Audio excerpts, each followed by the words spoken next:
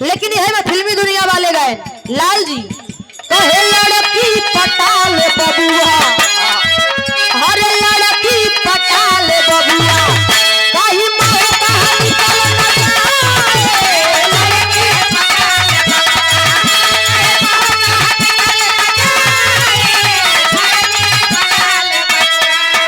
लड़की पटाल बबुआ कहीं मौका निकल न जाए।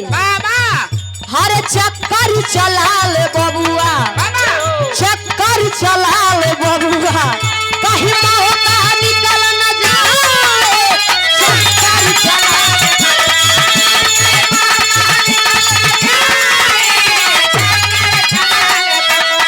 अरे आप गुरुओं के गुरु महागुरु परम सुधे परमावली परम पूज्य श्रीमान हमारे हृदय के गार्जियन आप मेला प्रबंधक जी, आप श्रीमान भोर सिंह नेताजी गुरु जी की तरफ से बहुत ढेर सारा आशीर्वाद 500 रुपए का पुरस्कार बहुत बहुत ताम आशीर्वाद मैं रखा।